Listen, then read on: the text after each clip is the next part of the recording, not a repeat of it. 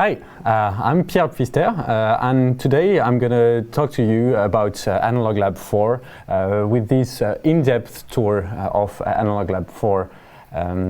So as a product manager for Analog Lab, my goal is to make sure that you get the best experience browsing through sounds and playing the sounds of Analog Lab. And so we do our best to do surveys and to visit artists in their studios to look at how they're making music and how they are looking for sounds. And since a couple of years on Analog Lab, we've implemented a lot of different tools to improve your creativity and improve your workflow when you're browsing sounds and when you're playing music. So today I'm gonna start first by presenting a bit of Analog Lab as an introduction, maybe even more for beginners who wouldn't know too much about Analog Lab. So I will show a bit of all the sounds that you get in Analog Lab and how you can play with them and get the most out of the sound library. And then on the second part, I will go a bit more advanced and show a little bit of tips and tricks and how I personally use the preset browser to browse through sounds. And finally, I will show you a bit of how to edit your sounds and how, from sounds from the library, how to make them your own by adding effects or changing the controls and what they are doing. But let's start with the introduction. And for this demo, I'm going to be using Keylab Essential 88, which we just released for NAMM this year. It's a 88 keyboard with semi-weighted keys, so it allows me to play all of the sounds of Analog Lab in a pretty nice way. And I've got the 9 knobs and 9 faders that are automatically assigned to all the presets in Analog Lab, so it's really quick to play around and tweak the sounds. But most of the stuff I'm going to be talking about, you can do it with any MIDI controller, and at the end of the video I'm gonna do Ableton Live loop demo, but what I'm going to show you in Ableton Live is also something that you could apply to any DAW. So don't worry if you don't own a Keylab, a Minilab, or if you don't use Ableton Live. But yeah, let's start first by a bit of history of Analog Lab and V-Collection. So as you may know, or probably know, we were most famous first for analog synthesizers and mostly emulating the vintage synthesizers that made the history of electronic music. And the first one you think about when talking about analog synthesizers is definitely the Minimoog.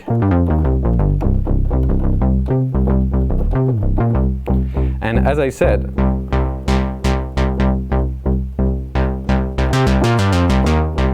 in Analog Lab, you get access to 9 knobs and 9 faders that are automatically assigned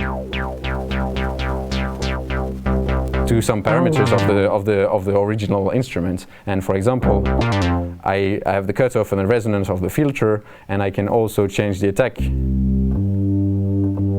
on the filter, and the same for the volume envelope.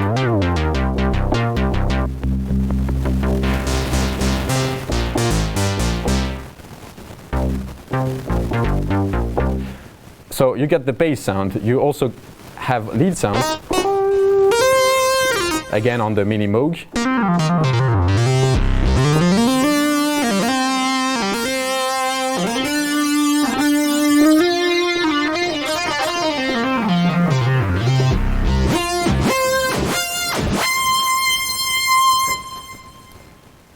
All right, and the Minimoog is definitely not the only analog synth we have, so we have the Prophet 5.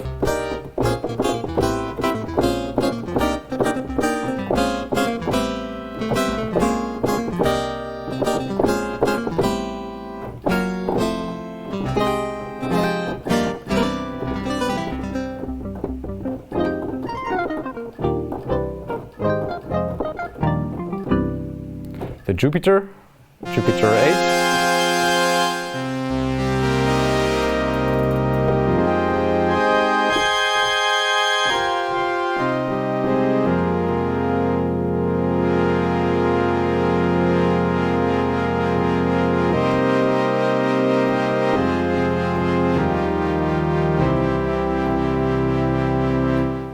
You've got the CS80.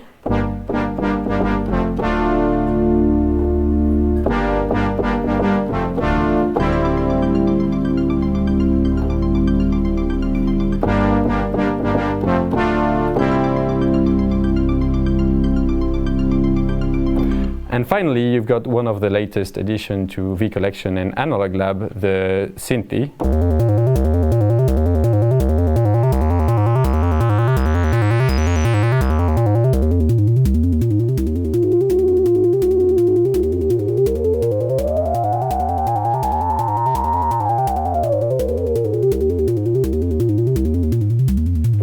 And of course, I'm not going to go on all the analog synthesizers that we have in V Collection, but there would be the Modular V, the Matrix 12, the Oberheim SEM. I'm probably forgetting about one or two others. But there's a lot you can do with our analog synths already. But a lot of tunes from the 80s and the 90s were actually using digital synthesizers or partly digital synthesizer. And a good example of those is the Prophet VS. With this vector synthesis, it allowed to make sounds that were not really possible before. And you can have these choir kind of sounds.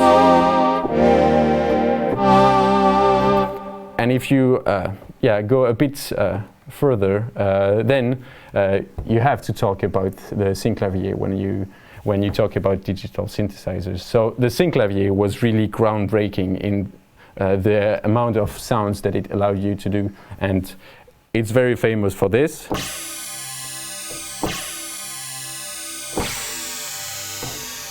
These are FM distorted sound, and this was heard in Michael Jackson hits, but there's a lot of new sounds that were made available with the synclavier, with this FM synthesis. But one of the most famous FM synthesizer is definitely the DX7.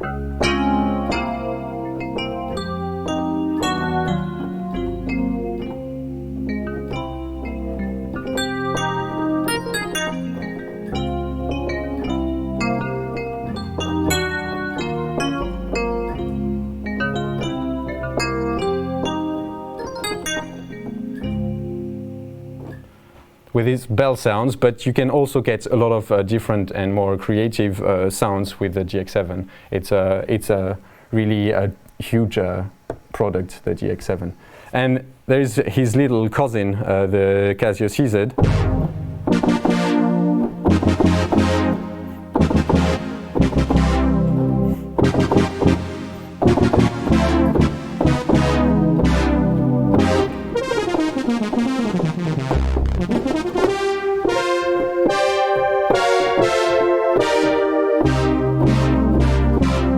So with his phase distortion, he's really famous for brass sounds, but it can do so much more. It's a very nice instrument to play with.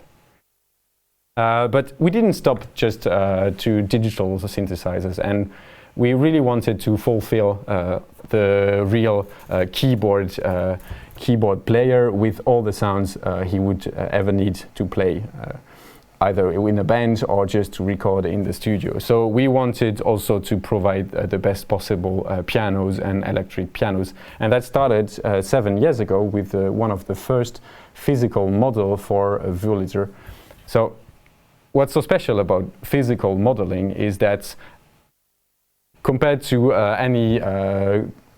most of the piano virtual pianos, it's not using any samples, but everything that happens, all the sounds are totally modeled with mathematical equations, and everything is created from scratch in real time. So this makes this instrument very, very expressive, because all the nuances are recreated faithfully, and from pianissimo to fortissimo, you get the whole dynamic range that's reproduced in a very realistic and yeah, really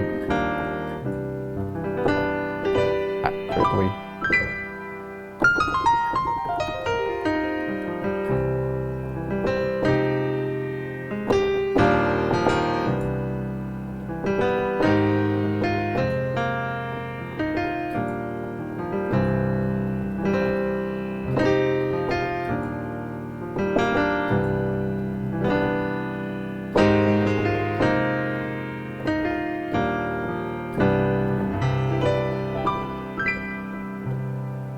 And something I'm going to show you as well, which is very interesting with the Piano V, which is our physical model for a piano, is that thanks to physical modeling, you can actually change things that you wouldn't be able to do on a sample. So, for example, you can on the Piano V just remove all the resonance of the soundboard, so which will result in a sound that's not realistic at all and feel like you would use mallet instruments instead of a piano, but it can lead to really interesting sounds. Just really feel plucked.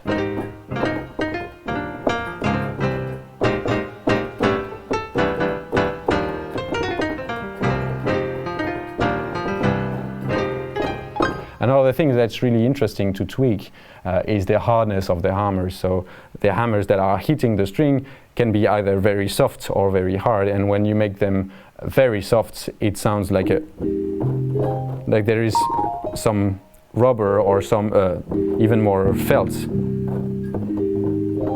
on the hammers. And the opposite, if you bring it to the maximum,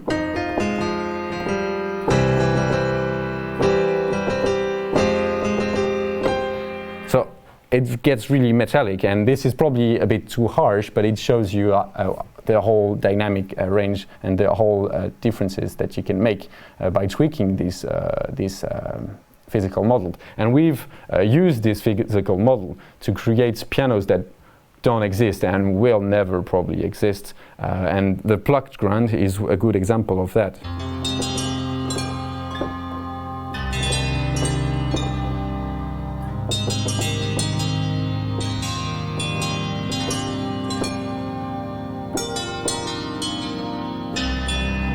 Almost sounds like a cymbalum or something if I remove the soundboard resonance.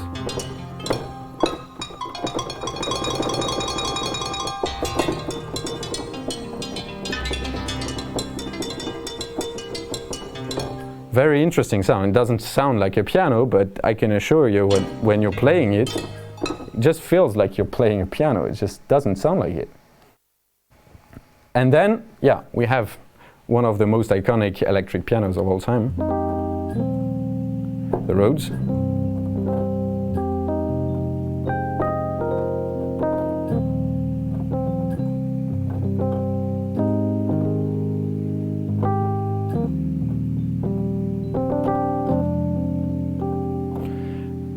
And what's great with those electric pianos is that we reproduced the whole circuitry that happens. So not only we modeled the physical action and what happens when the hammer hit the tines, but we also modeled the circuits behind that. So after the pickup records the sound of the hammer hitting the tine, you can as well change the tone of the preamp to make it darker or brighter. And if you want, you can even use variations of the Rhodes. So between the 73 and 74, for example, the tone knob was replaced by a bass boost, which really adds bass and doesn't remove that much of the brightness when you put it down. So when you put it up, actually. So it's quite different. It's very interesting to have these two behaviors that were in the original instruments. And we also modeled the suitcase model, which has this power amp under the keyboard,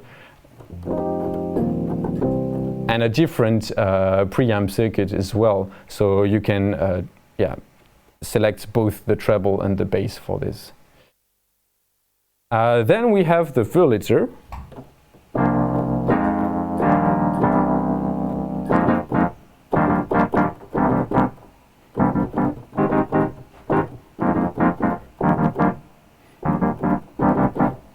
We have the clavinet.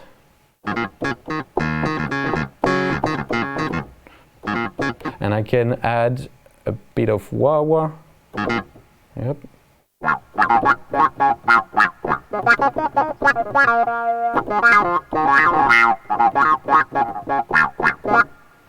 And finally, one of the latest addition, I don't know if we should call it a keyboard or a synthesizer, as it's actually using samples and reading samples on tapes, but it's the Mellotron,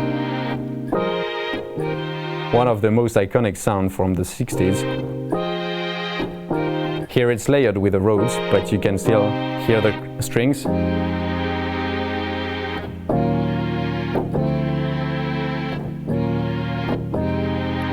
And the Mellotron is such a nice instrument to use on any track to add a bit of texture or a bit of mood. I personally use it all the time.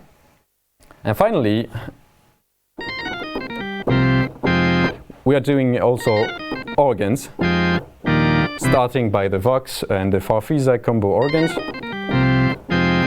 And of course, we had to do the B3.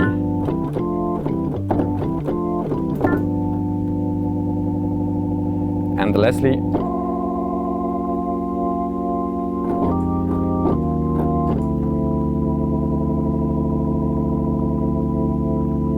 So the B3 just saw a really nice update for V Collection 6, and I can show you a bit of what changed aside from the whole engine that we completely redesigned. So if you open the B3, you will see that you now have an FX panel. It's like a pedal rig. So you see on the right that you have the Leslie, but you can replace it, for example, with a Fender Twin. It's a bit less classic, but it can be quite nice to do it.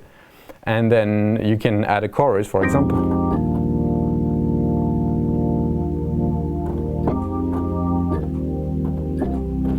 And this pedal rig is really nice to use.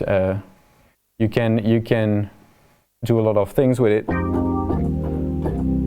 All the effects sound really nice, and you can swap the effects. You can even save and load presets for each of your effects. So it's quite a handy tool to really make your own sounds for the organs. Yeah. And I think that's it for all the reproductions that we've done with Analog Lab and the V Collection. But a couple of years ago, we felt that this was not enough, and we also wanted to have more modern sounds. And that's when we started working on Pigments. That really changes the game for us quite a bit, because now we have this huge workhorse that's able to do so many sounds that we were not able to do before. So with his wavetable synthesis and its virtual analog and sample engine with his granular engine inside it, it opens up a whole new world of sounds. But I'm not going to go too much into it, because Jakub made a video last week going a bit in depth about Pigments. I'm just going to play a couple of sounds for people who don't know it, to show as a keyboard player how you can use it.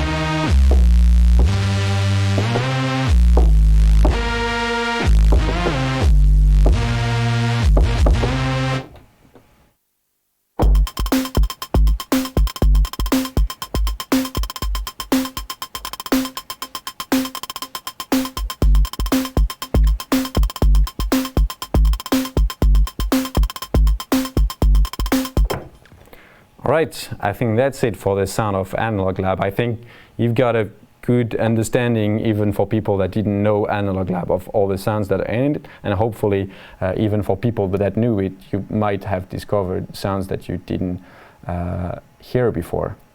But now let's go a bit more in depth into Analog Lab's browser, and I'm going to try to give you some quick tips and tricks, or at least show you how I'm using Analog Lab to find the sounds that I'm looking for. So yeah, from left to right, Analog Lab is composed of 3 columns. On the left, you've got the search bar and the filters to filter through your sounds. Then you've got the preset list in the middle, and on the right, you're going to have all the preset information, so all the tags and a comment from the sound designer on every preset. But let's start by the left and start by the search bar. So the search bar is pretty handy to quickly find a sound that you're looking for when you know what's, if you have a word that you're looking for example, if I want to look for a Rhodes, even if there is a filter that's called, or that might be called Rhodes, but I want to find all the presets that have Rhodes in the names, and here it is. But what's also interesting is that, for example, this preset Classic E Piano, it doesn't have a Rhodes in his name, but it has Rhodes in his comment. So every time a sound designer writes Rhodes in a comment, or any word in the comments, and when you search this word, it's also going to come up in the preset list. So it's pretty handy to quickly find a sound, or even if it's your sound, you can put a word in the comment to make sure that you're gonna remember it. So it's a pretty handy way to find sounds.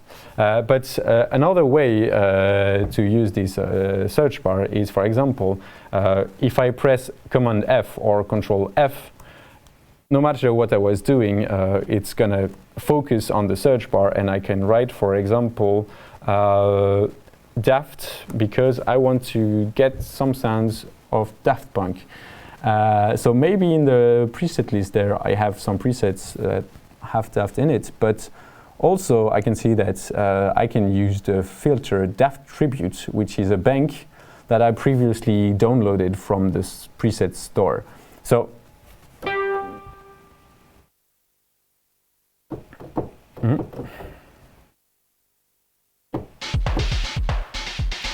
So here I'm going to have all the sounds from this Soundbank, Daft Tributes, but I want to go a bit with a shorter list of presets. So I just want to have the bass sounds out of this list. So I can just Command F, type bass, and then I choose the type bass. So you can see that here I have now the type bass that's selected, and the Daft Tribute that's also selected. And now I only have 6 presets. And if I want to remove my bass, I can just click on this tag, or if I want to remove all the tags, I can just press the Clear All button and remove all the filters that I had previously selected. But let's be realistic, you don't always know what kind of sounds you're looking for. So most of the time you're just going to open Analog Lab and be like, I kind of want to have a bass sound, and it's probably going to be a synth. So usually the instruments that I like the most for bass sounds are going to be the Minimoog, the modular, and the Matrix 12, because I want to make something maybe a bit funky, or I don't know. So I can do that by pressing Command and clicking Mini, Modular, and Matrix 12. So holding Command will select multiple instruments at the same time, and then I can press bass.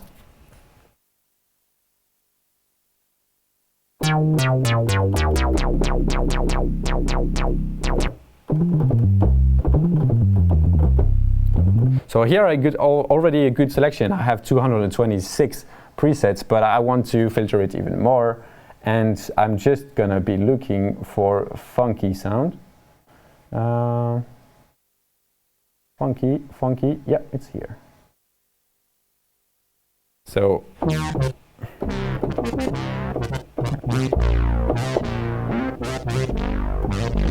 okay, so that's funky. Yeah, and then I'm just gonna go through the list of the sounds that I just filtered. But even though I only have 56 presets here, it's probably going to take a long time to go through the whole list of the 56 sounds. And I know that every time I'm going to select funky bass, which has the Matrix 12 mini modular, I'm always only going to be listening to the 10 first sounds it's going to show me. So what we've decided to add in Analog Lab is the shuffle button, which allows you to shuffle the whole list of presets, which means that the next time you're going to be looking for this sound, you're not going to go through the alphabetic order every time, and it's going to be a random order instead. So this will allow you to go through the 7,000 sounds of Analog Lab much quicker, because 7,000 sounds is quite a lot, and it would be a pity not to try all of them. So this is quite a nice way to get creative and find new ideas when you're starting a new track.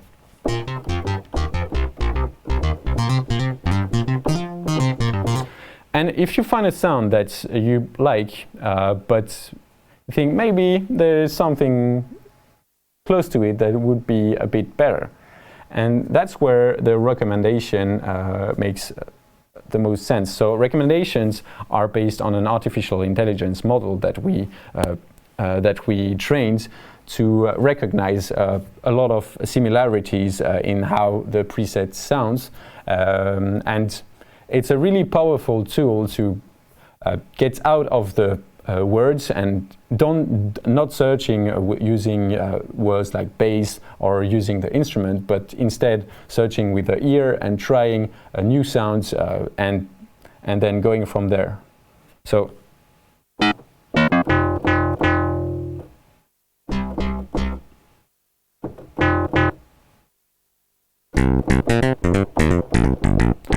at the beginning of the list, the sounds are going to be pretty similar. But when you go down the list, and especially depending on the preset, it might be further and further in terms of timbre as well. But if I take this one, for example, maybe I think it's going in the right direction, and I can just press recommend again and find another list of 10 presets that will sound similar. And then I've got something that's really interesting. It's kind of the same type of sound that the sound I had before, and I would probably not have found it in the same way. So this is pretty an interesting way to browse for sounds. Finally, if you feel like the 7,000 sounds in Analog Lab are not enough, we've got you covered with the Sound Store, and we're starting to have really a lot of sound banks by genres of music and with the most famous artists, and a lot of them are quite inexpensive. Some of them are free, some of them are a bit more expensive, but they are huge as well, and I really recommend to look at some of those. You can open them and preview them before you buy them, so it's really handy. And once you found the sounds that you like, and when you don't want to look for them too long the next time, you can add a like to a preset. So the next time, if I clear my filter, for example, next time if I activate the like filter, then my liked presets are going to be on the top of my list. So this is a pretty handy feature to quickly save a preset so that you can find it later. But another way to really organize your presets is to use user banks for that. So user banks are presets that you're going to save and make your own. So for example, if I take these presets and I want to save it in Livestream, Soundbank, I can do so. And once I've done that, I can do pretty much anything with this preset. So I can change the comments, I can change the name, I can change the type of sound it is. So I can use a custom kind of sounds. And of course, all the changes I will make to the sounds will be saved as well. So using Soundbanks is a really nice way to order your sound and to make sure that you're always going to find the sounds that you've made yourself, or the sounds that you like the most and that you want to reuse in a future project. But another thing that's pretty handy to organize your sounds is concerts. So concerts is quite a new feature of Analog Lab, and it's a feature that's really focused on people that want to play on stage, but it's also quite useful to just organize the sounds that you're going to play the most and put them in a chosen order and quickly access them, especially given that with the Keylab Essential and the Keylab MK2 you got quick access to your concerts. So when the concert is open, you can quickly browse through the sounds of your concert using the main encoder and using the previous and next buttons. So it's a really quick way to go through your favorite sounds and order them. So you have songs and presets. So in each song you can put several presets, and you can drag and drop each preset to put them somewhere else. Same for songs. You can move them somewhere else in the current concert. And there's a lot of other interesting tools and very useful tools, especially when you're actually preparing a live performance. You want to be quite quick to reorganize and to create new presets for your concert. So if you right-click on a preset in a song, you can see that you can copy it, delete it, duplicate it, and you can also save a copy of these presets. If you like this sound and you want to see in a future bank, you want to find it again, you can save it in the browser. And you have the copy, paste, delete, duplicate, but you can also do it with keyboard shortcuts. So Command-C, Command-V for Mac users, Control-C, Control-V for Windows users. And bear in mind that when you're doing stuff on a concert, when you're moving the knobs and editing the parameters, or adding an instrument to a concert, everything that you make is going to be saved in a temporary file. So if you close Analog Lab or you close your DAW project and you come back, you still have the change you made to this concert. So this is really handy, because a lot of times you might not remember that you didn't save something, so you will lose a lot of work that you've done. So it's pretty useful, but sometimes, and for example, when I'm presenting Analog Lab, I load a concert and I do a lot of tweaking and I edit all the sounds, I modify my concert. But when I do this presentation again, I will want to have my concert back in the state it was previously. So you can access the Revert Changes on Concert button, which will use the previously saved state of the concert and load it again. So you're safe, and all the changes I've made are now lost, and I get my original concert back. And one last thing on the preset browsing, but not only on the preset browsing, is that sometimes when I'm going from one sound to another, editing some parameters on a sound, and sometimes I press the next preset button and I'm like, man, I wish I didn't press the next button, because I wanted to keep the changes I made on my previous sound. And one of the latest features of Analog Lab and all the V Collection instruments is the undo button. So you can undo and redo actions that you've previously done. and this includes the preset changes. So every time you change a preset and you want to get back to a preset you had previously, you can just press the undo button a couple of times, or you can use the undo history and see all the actions that you've made previously. So this is very, very handy, and it's it saved me quite a lot of times when I thought that I had lost a preset and I could get it back. So this is quite a nice feature to have.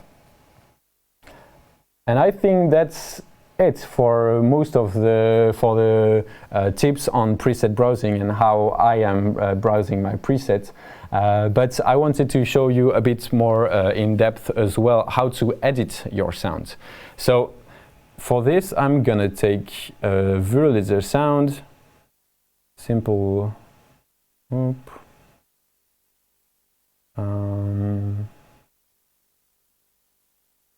50-50? Yeah, it's a simple Wurlitzer sound.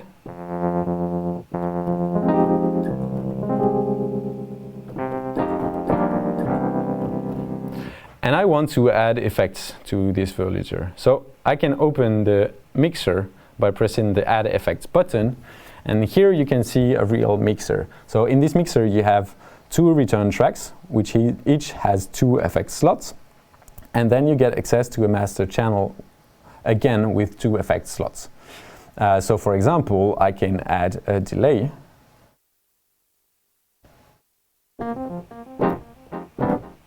So it's a bit long, so I'm gonna reduce the time of the delay and probably gonna put it in ping pong mode.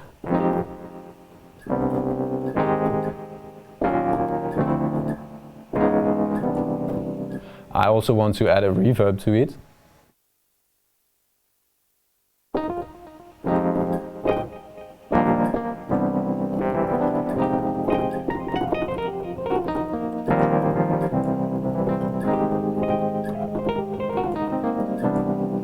And finally, on my master, I will want to put some EQ because I want to boost the bass.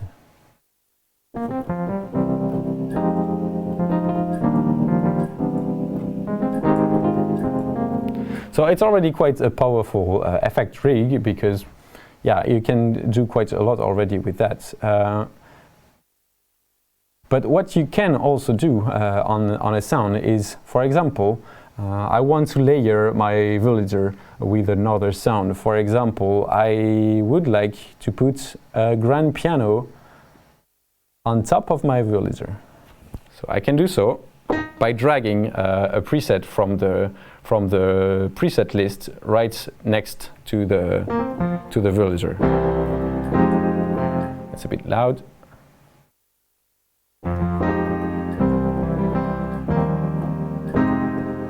Now, I want to split my keyboard so I can have the piano on the right and the Wurlitzer on the left, or actually the opposite.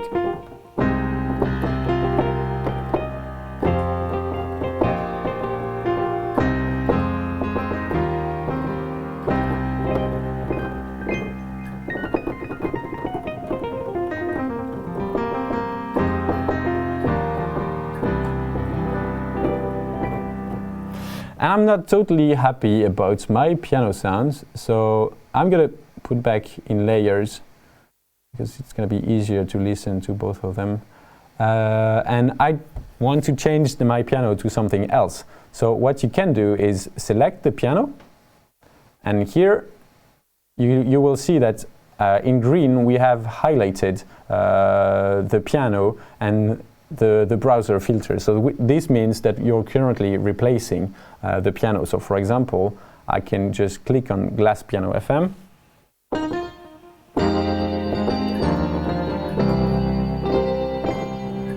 So you can quickly change and swap sounds. So it's very easy to use. And you will see that when I added effects to these sounds, there are 3 tabs that appeared on top of the control panel in the bottom of the screen. So you already know that you can change the parameters of all the instruments using the knobs and the faders on the keylabs and on another MIDI controller as well. But on the live mixer tab, you can also control all the effects using those knobs. So I can, for example, assign one fader to control the return volume, or anything I want. And once I've done that, I can also edit macro parameters. So what macro parameters are is they are help you to combine multiple parameters on only one knob. So when you edit a macro parameter, you can select up to 4 parameters that will be controlled by one knob, and you can change the amount for each of those macros. So this allows you to create really complex knobs that will be used for a performance, or when you're recording an automation in a project and you don't want to mess around with too many knobs, and you don't want to remember which knob is doing what, and you want to use only the same 2 knobs when you're recording automations or when you're playing live. So this can be really handy to do this kind of automations. All right. And I think that's it for what I wanted to show you for all of the features of Analog Lab. But now I'm going to show you a bit of how I use it inside Ableton Live. And I just selected a couple of sounds that I like in Analog Lab, and I've put them on 8 tracks. So the first track is drums. So those do not come from Analog Lab. It's simply a sample that I've chopped to put on the pad of the Keylab Essential. But then you've got a bass that's made with Analog Lab.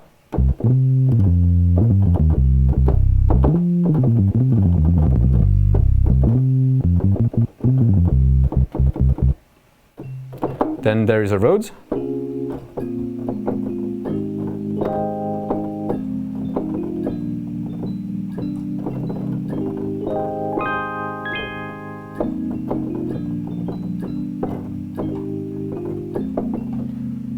Then there is a lead.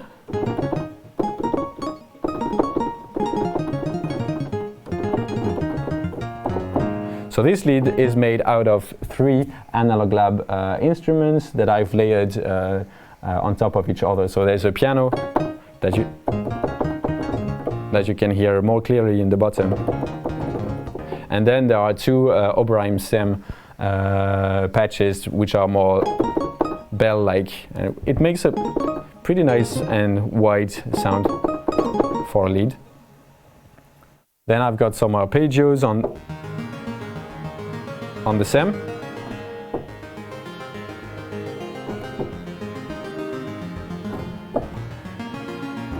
Then I've got some mallets. They're a bit loud.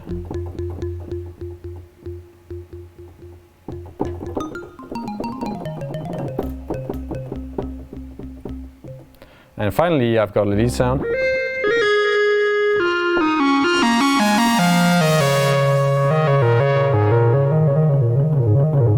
That can get a bit crazy when you open up the filter. So I'm just gonna take those sounds and I'm just gonna try to record a drum loop and then jam around with the keyboards.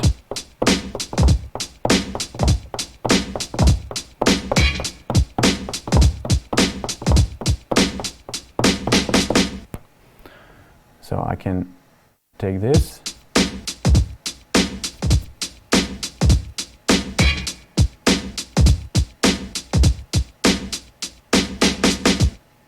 All right, I'm gonna duplicate this. No, actually, I'm gonna duplicate that.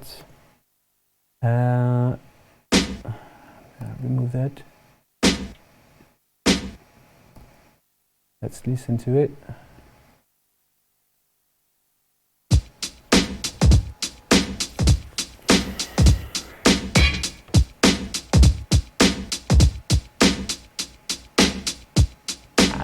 perfect, but it will do. Let's add some Rhodes.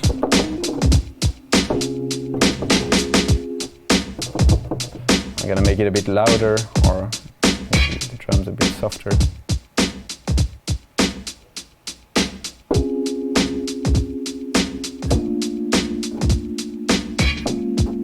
All right.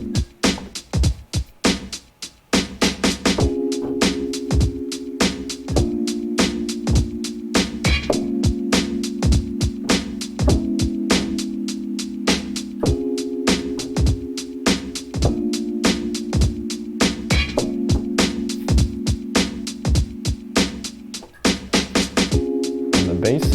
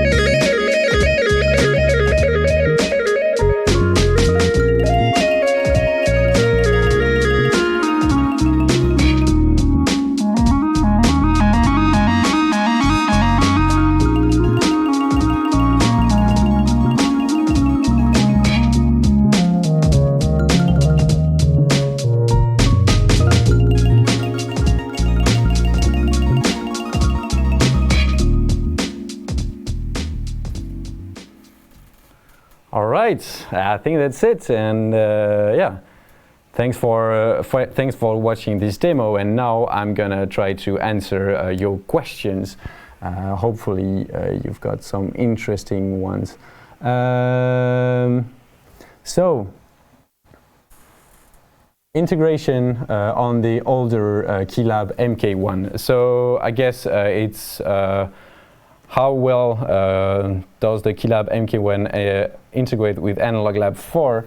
I'm gonna try to answer this question by showing you the Keylab MK1 layout. So in here you can see, like in Analog Lab, that you can access different layouts for the control panel. So for example, if I have a Keylab 61, then all my knobs and faders are going to have the layout of the actual Keylab 61, and it's going to behave exactly the same as with Keylab Essential and the Keylab MK2. And the same, you can also use the presets and the category knobs encoders on the Keylab MK1 to browse through your presets and through your filters. So it's the integration with the Keylab MK1 is also quite nice and very straightforward.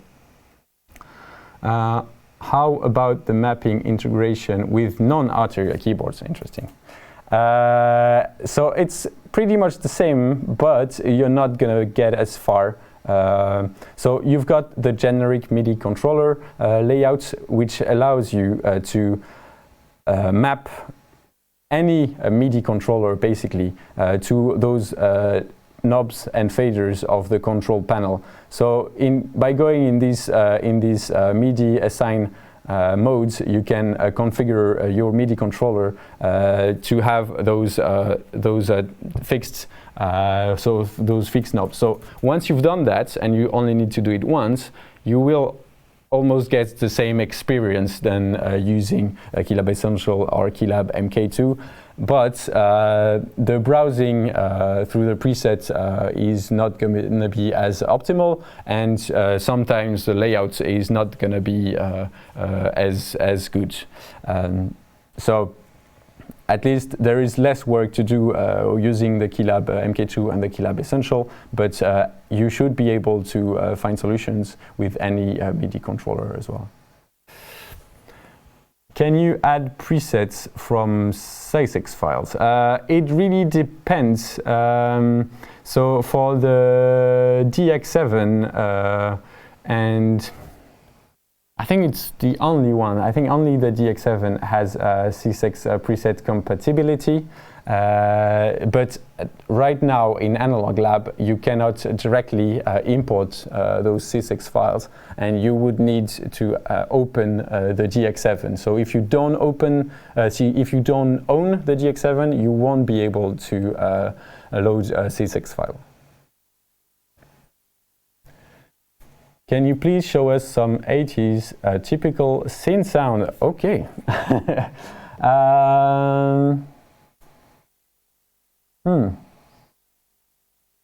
Then I'm not sure I'm going to do a lot of them, but yeah, maybe I can write 80s here. Where does it go?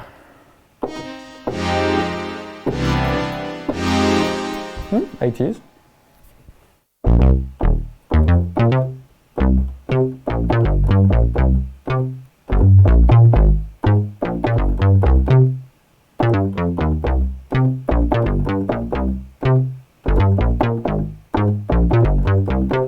Yeah, sounds 80s. 80s disco.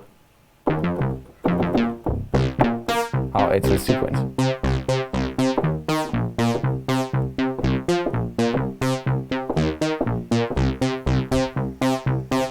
80s lead. Let's see.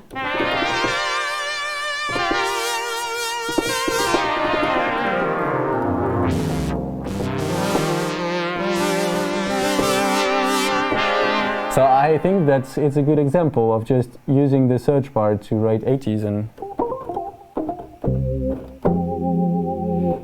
I don't know if I would call that 80s, but sounds nice.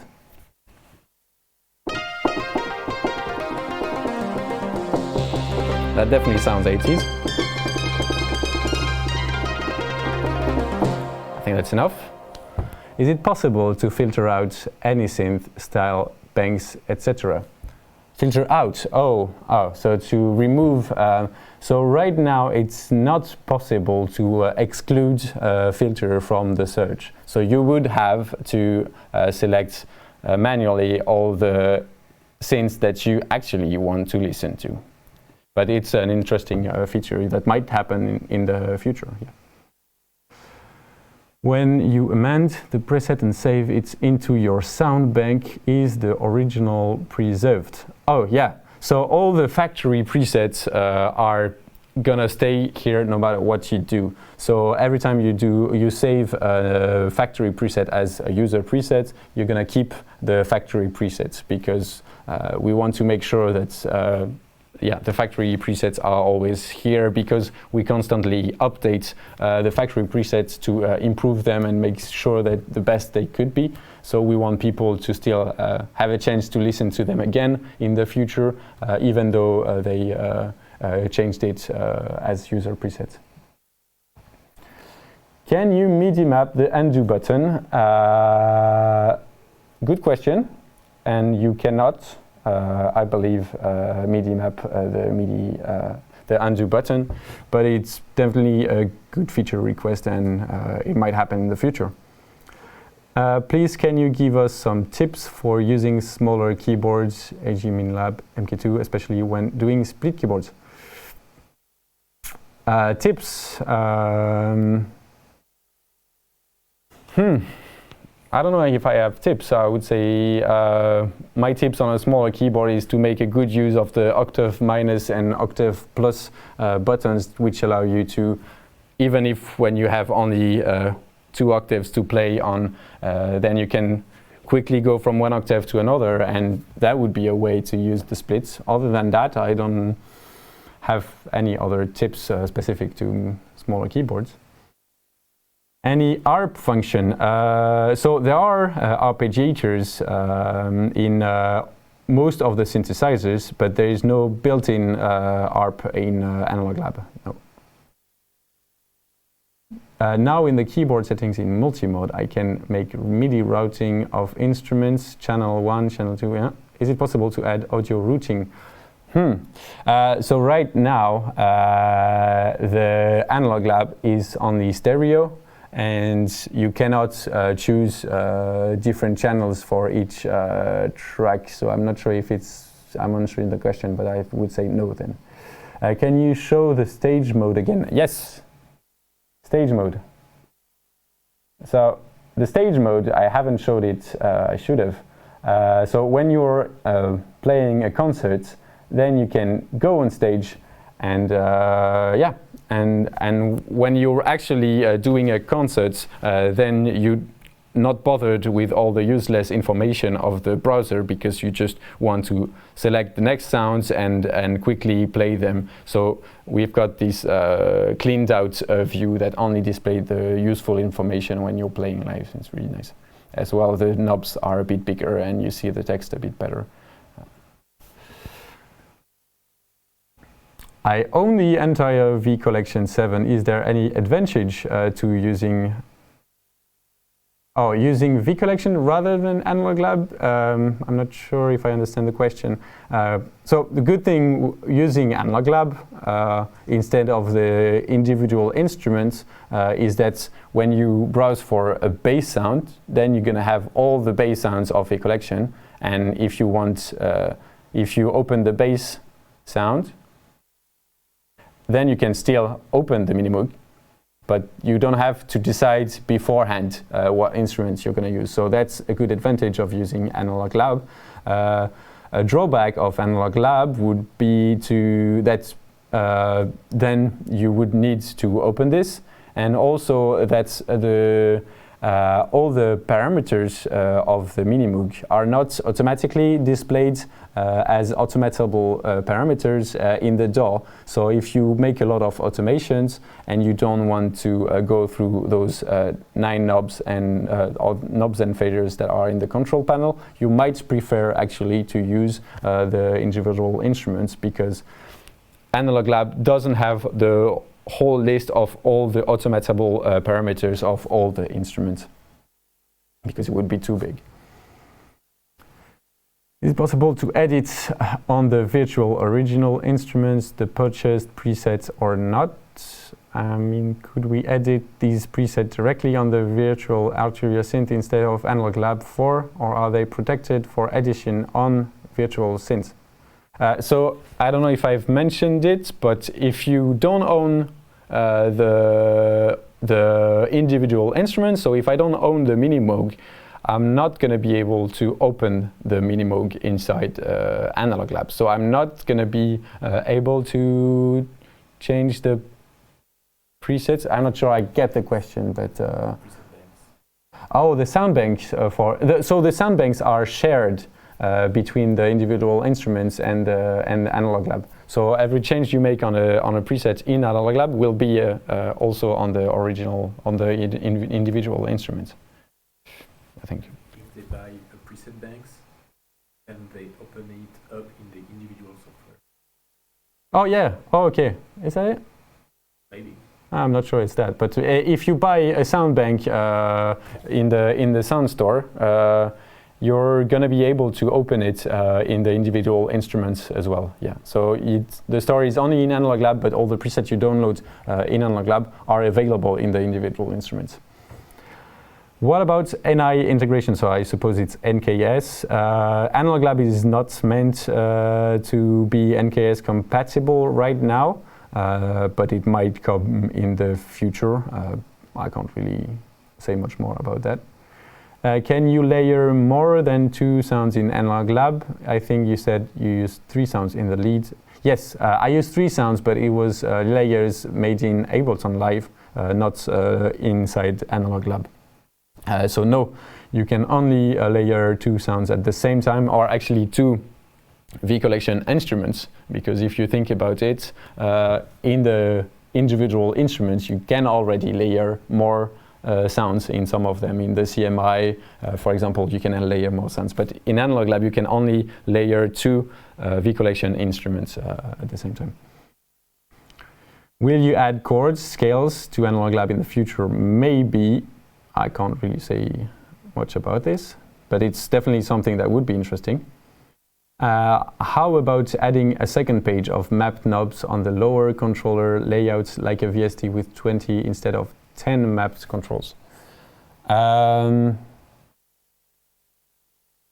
okay, so a secondary page, maybe. I can't say it's something we're planning right now, but it might be something interesting. Is it MP compatible? Right now it's not MP compatible. The only instruments that we have right now that's compatible is Pigments. So Pigments is the only one that's compatible with MP. How can you have my skills? Yeah, it wouldn't be too hard. I think in a couple of years you would be able to play the piano as I do. I'm a beginner. How do I insert the Analog Lab sound inside a DAW? Whew, that's a big question. Not sure I can answer all of them, but yeah, at least in Ableton Live, you have access to a browser where you would look for Analog Lab. Oh. My Ableton Live is kind of freezing, so yeah. My Ableton Live project is freezing, so I'm not going to really be able to show you, sorry. Yeah,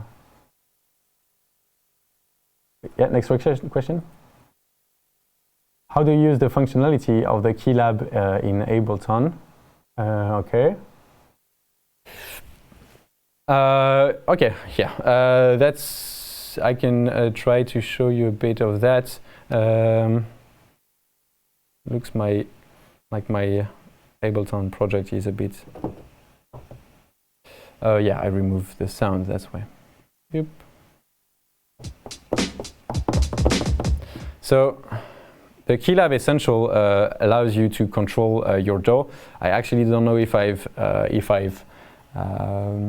mapped it correctly, but so I won't be able to really showcase it because I changed the setup before. But basically, in Analog Lab, in Ableton Live, you can use your pads to arm and launch clips. You can also record clips when a track is armed. You can use the play, stop, record buttons to record and play the track from your DAW. You can use the rewind and forward buttons. You can deactivate the loop. And you can save, undo, activate the metronome, activate the punch in, punch out. And then I don't think I've set it up right now. Oh yeah, it is.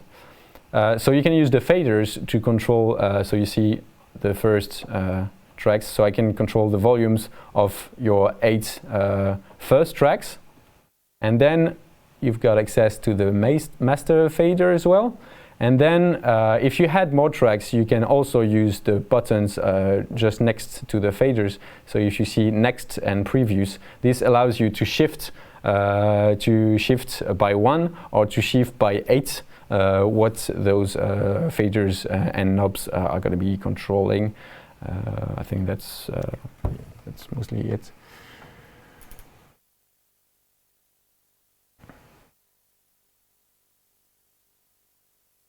I have a set list that allows to go from one preset to another, etc.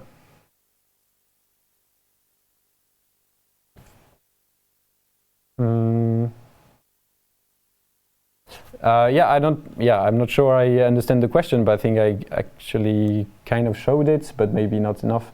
So when you are in stage mode, and I go on stage,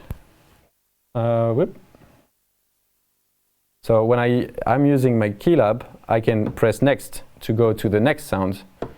So I can select the next preset by doing this, or I can use the category and go to the next song.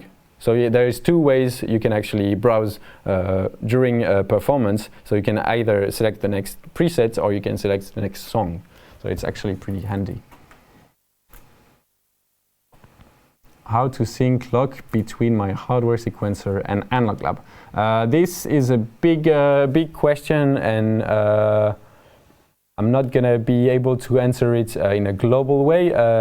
It depends on the effects and on the modules that you're using on each of the instruments, and some modules, most of them, you're gonna have to go into the instrument view and select if they are sync or if they are not in sync. So a lot of Arturia presets are gonna be already in sync. So they are going to be synchronized with the DAW BPM, but some of them either have voluntarily tempo that's different and not synced because they want to have something that's more evolving and not necessarily fixed to a tempo. And then you would have to go in the instrument view and go on this modulation and choose that it's synced or not synced, for example. So that's for the CZ, but you would need to do it independently on each instrument.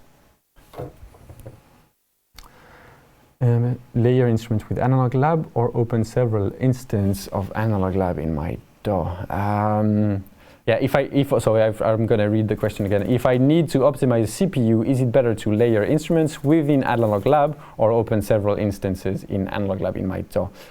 It's really hard to answer totally this question. It would really depend on how many instruments you want to layer and what kind of instruments you want to layer. But I would say it's pretty similar, and it really depends on what DAW you're using. But I don't think it's gonna make that much of a difference. Because you can only layer up to 2 sounds in Analog Lab anyway, so it's not gonna matter that much. What's the Arturia brass patch in Analog Lab that gives me Good question. I actually cheated for this one because I just installed the Soundbank Toto Tribute. So if you want to have exactly this sound, then you would need to buy the Toto Tribute. I think it's probably €5 or dollars, something like that. All right, I think that's it. Thank you guys for all your questions. I hope I answered them in a good way. And thanks for joining for this session. And I'm just gonna end up by playing a bit while the stream is ending, and maybe until next time. Bye.